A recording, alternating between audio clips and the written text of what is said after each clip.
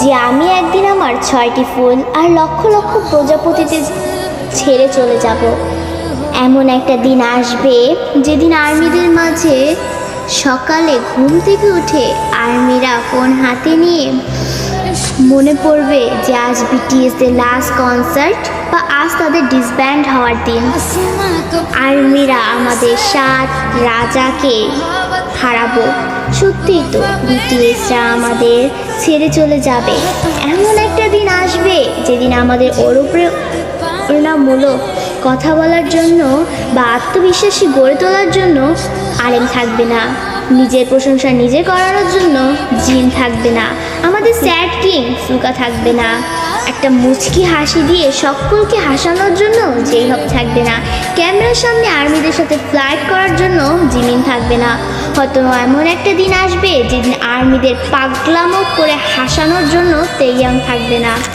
হয়তো সেদিন এমনও হতে পারে বানি ইসমাইল দিয়ে র্যাপ মনস্টার বলার জন্য জাঙ্কুক থাকবে না। সেদিন হয়তো বা বিটিএস নামক ওই ব্যান্ডটা থাকবে না। হয়তো তাদের আর কোনো গান অ্যালবাম রিলিজ হবে না। আমরা হয়তো বা আমাদের 7 রাজাকে আর কোনোদিনও ফিরে পাবো না। আমরা আর্মিরাই চাই না যে আমাদের প্রাণপ্রিয় বিটিএস 2027 সালে ডিসব্যান্ড হয়ে যাক, কিন্তু 2027 সালেই হোক বা 2034 সালেই হোক, একদিন না একদিন তাদের সব কিছু ছেড়ে চলে যেতে হবে। ডোরেমনও তো রোবট হয়েও সারা জীবন নোবিতার কাছে থাকতে পারেনি, তবে বিটিএস মেম্বারও তো মানুষ, তারা কিভাবে পারবে আমাদের সাথে সারা জীবন থাকতে? তবে তারপরও আমি বলবো আমাদের প্রিয় বিটিএস কোনোদিনই ডিসব্যান্ড হবে না।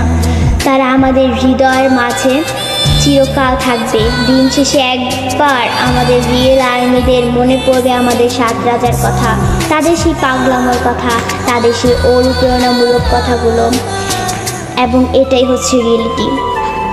আমি কোনোদিনও চাইবো না যে আমার পাগলামো ভালোবাসার মানুষগুলো আমাকে ছেড়ে চলে যাক। তাই আমি এসির কাছে দোয়া করি যে সৃষ্টিকর্তা যেন আমাদের প্রিয় 7 রাজাকে কোনো দিনও আমাদের থেকে দূরে না সরায়। তিনি যেন সারা জীবন আর্মিদের মাঝে তার 7 রাজার সাথে হাসি খুশি দিন কাটাতে পারে।